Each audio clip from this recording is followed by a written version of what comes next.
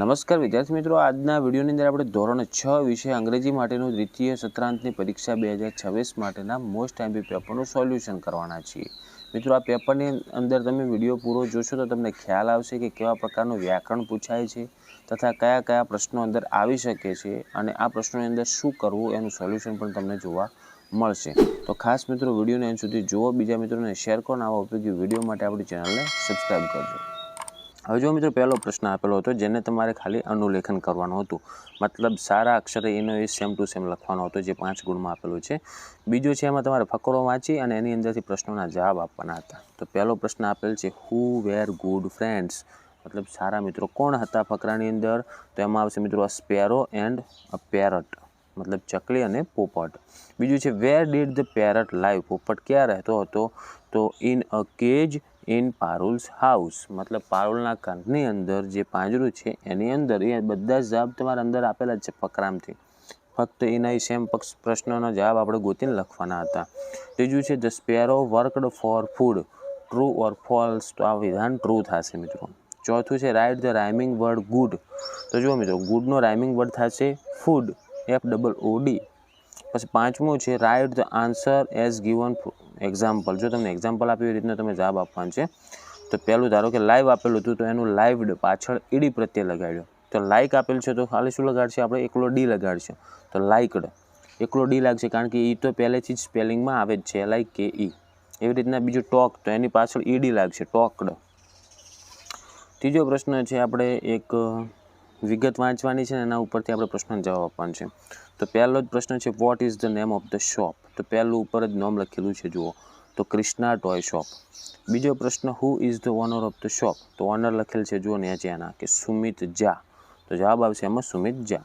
ત્રીજું છે which items are there available in the shop, કઈ કઈ વસ્તુઓ અવેલેબલ છે? તો જો આઇટમ્સ આખી લખેલી છે, આખી આપણે આઇટમ લખવાની હતી, સીધી લાઈન, કે પ્લેન, રિક્ષો, ડોલ, કાર, બેટ, બોલ, ETC. રેડી? પછી ત્રીજું છે ચોથું છે where is the shop, shop ક્યાં આવેલી છે? તો એમાં જવાબ મિત્રો જો નીચે એડ્રેસ આપેલું ને આખો એડ્રેસ લખવાનો હતો આપણે, કે 16 હિમાલયા શોપિંગ સેન્ટર ડીસા. પછી પાંચમું છે is the shop open on every Sunday, મતલબ કે દર રવિવારે ઓપન હોય છે? તો કે આ વિધાન નો આવશે. રેડી? આમાં જવાબ નો આવશે, કારણ કે જો નીચે કાઉન્સમાં તમને લખેલું છે કે ક્લોઝ ઓન એવરી સન્ડે, તો એનો જવાબ નો આવે. પછી જુઓ આગળ આપણે ચોથા પ્રશ્નમાં શું આપેલું હતું? વ્યવસાયકારનું નામ લખવાનું છે. ઉપર તમને વ્યવસાયકારો આપેલા જ છે બધા. તો આ સેમ વ્યવસાયકારો આમાંથી 4 તો જે કાલ IMP આપે ને એની અંદરથી જ આવ્યા છે, એક જ બહારનો આવ્યો, બાકી આની અંદરથી જ આવ્યા છે. તમે જુઓ, તમે ના મનાતું હોય તો તમે પેપર જોઈ શકો છો, આગળ મૂકેલું જ છે આપણે. પહેલું છે જો આઈ કેન બિલ્ડ વોલ્સ, મતલબ દિવાલ કોણ બનાવે છે? તો મેસન આવે એમાં. ઓકે, અ મેસન, કારણ કે કડિયું. તો આ તો કાલના પેપરમાં આપણે મેક્યું હતું એમાં હતું જ. બીજું છે આઈ કેન કટ હેર, તો એમાં જવાબ આવશે મિત્રો બાર્બર, વાળંદ. આ એક જ બારનું આવ્યું, બાકી બીજા બધા પેપરની અંદર હતા જ. ત્રીજો છે I can stitch a shirt, તો એમાં જવાબ આવશે મિત્રો ટેલર. ઓકે, કપડાં કોણ સીવે? ટેલર. ચોથું છે આઈ કેન મેક ફર્નિચર, હું ફર્નિચર બનાવું છું, તેમાં આવશે મિત્રો અ કાર્પેન્ટર. અને પાંચમું છે આઈ કેન ટીચ સ્ટુડન્ટ્સ, તો સ્ટુડન્ટ્સને કોણ ભણાવે છે? તો ટીચર, તેમાં જવાબ મિત્રો આવશે અ ટીચર. ઓકે, પછી પાંચમો પ્રશ્ન જુઓ આગળ, જેમાં તમારે કરવાનું હતું કૌંસમાં આપેલ શબ્દનો ઉપયોગ કરી અને સંવાદ પૂર્ણ કરવાનો હતો. તો જુઓ એમાં મિત્રો પહેલો પ્રશ્ન આપેલો છે કે મફતલાલ IM, જો તો આ ફકરો પણ હતો એમાં, પણ થોડોક આડાઅવળો છે એટલે કાંઈ વાંધો નથી. એમાં જો જવાબ તમને ડાયરેક્ટ કહી દઉં, પહેલી ખાલી જગ્યામાં વેરી લખી આવે, ઉપર કાઉન્સમાં તમને શબ્દો આપેલા જ છે. બીજી ખાલી જગ્યામાં આવશે ઇન યોર હેન્ડ, ત્રીજી ખાલી જગ્યામાં આવશે એન એગ, ચોથી ખાલી જગ્યામાં આવશે હાઉ કમ, અને પાંચમી ખાલી જગ્યામાં આવશે it in my pocket, it in my pocket. હવે છઠ્ઠો પ્રશ્ન છે, એમાં તમારે કાઉન્સમાં જે શબ્દ આપેલા છે ને પાછળ, વાક્યની પાછળ આપેલા છે, એમાંથી એક શબ્દ શોધીને લખવાનો હતો. તો પહેલું છે એમાં મિત્રો આવશે બિહાઇન્ડ, કારણ કે રોહન સ્ટેન્ડ બિહાઇન્ડ મોહન આવશે. બીજું છે Sangeeta is sitting in the middle, કારણ કે જો અંડર નીચે તો કોઈ બેસે નહીં, કોઈ પણ માણસના નીચે કોઈ બેસે ના, તો મિડલ આવે, એમાં વચ્ચે બેસું છે. તો ત્રીજું છે ધ બોલ ઇઝ ખાલી જગ્યા ધ ટેબલ, દડો ટેબલની નીચે પડ્યો છે, તો એમાં અંડર આવશે.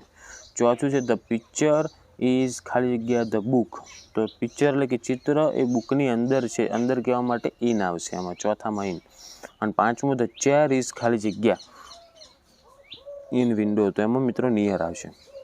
ઓકે, તો પહેલામાં બિહાઇન્ડ, બીજામાં મિડલ, ત્રીજામાં અંડર, ચોથામાં ઇન અને પાંચમામાં નિયર. પછી સાતમા પ્રશ્નમાં જો તમને એક એક્ઝામ્પલ તરીકે આપેલું છે એ રીતનું ખાલી બનાવવાનું હતું એનું. હા વિષય હતું. પહેલાં જો આઈ એમ જમ્પિંગ કરીને તમને એક વાક્ય આપેલું હતું, તેનું આપણે આ રીતનું બનાવવાનું હતું કે I am jumping, look at me. હાલ હું એક્ઝામ્પલ ચલાવું છું, તો પછી એનો પ્રશ્ન બનાવવાનો હતો ખાલી એવી રીતનું. Can you jump as I do, તો yes I can, yes I can. તો તમારે ખાલી આમાં કરવાનું શું હતું ખબર છે, આ બધું સેમ ટુ સેમ લખવાનું હતું. જ્યાં તમને જમ્પિંગ છે ને એની જગ્યાએ ખાલી આમાં તમને પહેલાં વાક્યમાં ક્લાઇમ્બિંગ આપેલું છે ને ક્લાઇમ્બિંગ લખવાનું હતું. તો એનું આ રીતનું બનશે, જુઓ આઈ એમ ક્લાઇમ્બિંગ, જમ્પિંગની જગ્યાએ climbing. Look at me, can you જમ્પની જગ્યાએ પર શું આવશે, ક્લાઇમ્બ આવશે. Climb as I do, yes I can, yes I can. પછી બીજામાં એવી રીતનું જો આઈ એમ વોકિંગ છે ને, તો જે પહેલું ઉદાહરણ આપેલ છે જમ્પિંગ, એમાં ખાલી જમ્પિંગની જગ્યાએ હવે વોકિંગ લખી અને બધે બધું હોય રાખવાનું. તો જુઓ I am walking, I am walking, look at me. Can you walk as I do, એમાં જમ્પની જગ્યાએ વોક આવશે અને પછી જવાબ આવશે yes I can, yes I can. એકદમ ઇઝી હતું મિત્રો. પછી આઠમા પ્રશ્નમાં જો તમારે વિગત આપેલ છે એના આધારે ખાલી જગ્યા પૂરવાનું છે. તો આમાં વિગત આપેલ છે ને આપણે કાલ પેપર આપ્યું હતું ને એની અંદર એક વારોનું અથવા આપણે જે વાર આવે છે 7 વાર એનું કોષ્ટક આપેલું હતું. બાકી આ રીતનું જ હતું એ પણ. તો પેપર સ્ટાઇલ પણ તમારે સેમ કામ લાગે છે. તો પહેલું છે જુઓ ફરહાન ઇઝ ખાલી જગ્યા ઇન ધ રજિસ્ટર, તો ફરહાન કયા નંબરે લખેલ છે એના સાઈડમાં જુઓ એના સામે એક્ઝેક્ટ એનો નંબર લખેલ છે ત્રીજા, તો એમાં 3rd લખવાનું હતું ખાલી, એનું એ સેમ સ્પેલિંગ જોઈને. બીજું છે ટોમ ઇઝ ખાલી જગ્યા ઇન ધ રજિસ્ટર, ટોમ કયા નંબરે છે તો એને સામે 7th લખેલું છે, જુઓ તમને દેખાય છે આ 7th, તો એ 7th અહીંયા લખવાનું હતું. ત્રીજું છે મેરી ઇઝ ખાલી જગ્યા ઇન ધ રજિસ્ટર, મેરી 10મા નંબરે છે તો 10th. ચોથું છે મિતેશ ઇઝ ખાલી જગ્યા, તો મિતેશ છે પહેલા નંબરે તો અહીંયા ફર્સ્ટ આવશે. પાંચમું છે રેહાન ઇઝ ખાલી જગ્યા, તો રેહાના છે 5મા નંબરે, તો એમાં આવશે 5th. ઓકે, એમના નામ લખેલા છે, એમના સામે એમનો ક્રમ લખેલો છે, એ ક્રમ આપણે ખાલી નામ વાઇઝ જોઈ અને ખાલી જગ્યામાં લખવાનો હતો, બીજું કાંઈ જ નહોતું. 9મો પ્રશ્ન છે જેમાં તમારે એક ઉદાહરણ આપેલ છે એ પ્રમાણે વાક્ય બનાવવાના હતા, જે 10 ગુણનું છે પણ એકદમ ઇઝી છે. જુઓ એમાં શું આપેલ છે, પહેલાં એક્ઝામ્પલ તરીકે અ બેટ કેન ફ્લાય, અને પછી શું આપેલ છે, અ બેટ કેન નોટ જમ્પ. આવી રીતના હવે તમને એક એનિમલનું આખું લિસ્ટ આપેલું છે, a snake, frog, rabbit, crocodile, dog. હવે જે કરી શકતા હતા યસ લખેલ છે એમાં આપેલ છે, જો ઈસ, હોપ, રન, ક્રોલ, સ્મેલ, અને જે નથી કરી શકતા એ નોમાં આપેલ છે. તો આપણે વાક્ય આ રીતનું બનાવવાનું છે. આ બેટ છે એની જગ્યાએ હવે અ સ્નેક લઈશું આપણે, અ સ્નેક કેન, તો કરીશું છે કે હિસ, તો અ સ્નેક કેન હિસ, અને એનો જવાબ થશે ફરી બીજું વાક્ય શું લખવાનું, તો અ સ્નેક કેન નોટ, એની સામે નો ના શું કરી શકે, હિયર, સાંભળી શકતો નથી. તો એવી રીતના તમે હવે જાતે જ સમજી ગયા છો કે ફ્રોગ આપેલું છે, તો અ ફ્રોગ કેન હોપ અને a frog can not dance. ત્રીજું છે રેબિટ, તો a rabbit can run, a rabbit can not climb. એને જે નથી કરી શકતા એની સામે જ લખેલું છે, એટલે આપણે એક કરી શકે એ લખવાનું, એક નથી કરી શકતા એ લખવાનું હતું. આ રીતનું એકદમ ઇઝી પેપર હતું મિત્રો. 10મા પ્રશ્નમાં તમારું યોગ્ય વિરામ ચિહ્ન મૂકવાના હતા, મતલબ કે પહેલો પ્રશ્ન છે રમાબેન આર યુ ધેર, તો એમાં પ્રશ્નાર્થ વાક્ય આવશે આ રીતના. ઓકે, પછી 11મું છે એમાં તમારે જુઓ આ પણ પેપરમાં હતું જ આપણે, યસ્ટરડેમાં અને ટુમોરોમાં, મતલબ કે ગઈકાલમાં અને આવતીકાલમાં, એટલે કે ભૂતકાળનું અને ભવિષ્યકાળનું એક વાક્ય બનાવવાનું હતું. તો તમને મેં શીખવાડેલું પણ હતું એ પેપરની અંદર કે જો ડીડ આવે અથવા વોઝ વેર આવે તો સમજી લેવાનું આપણે કે આ વાક્ય ભૂતકાળનું છે, અને વિલવાળું વાક્ય રહ્યું ને ભવિષ્યકાળમાં લઈ રહેવાનું. તો જો આમાં તમને વિલવાળું વાક્ય એક બીજું દેખાય છે આઈ વિલ, અને એક 5મું દેખાય છે વી વિલ, તો એ બે ટુમોરોમાં લઈ રહેવાના, બીજા બધા આપણે યસ્ટરડેમાં લઈ રહેવાના. એકદમ ઇઝી મેથડ મેં તમને આપી હતી. ઓકે, તો આ રીતનો જવાબ થશે. તો જુઓ યસ્ટરડેમાં કયા કયા આવશે, તો આ વિલ વગરના, તો પહેલું, ત્રીજું, અને ચોથું, અને બીજું અને 5મું આવશે ટુમોરોની અંદર. તો વિદ્યાર્થી મિત્રો આ હતું આપણે ધોરણ 6 વિષય અંગ્રેજીનું મોસ્ટ આઈએમપી પેપર.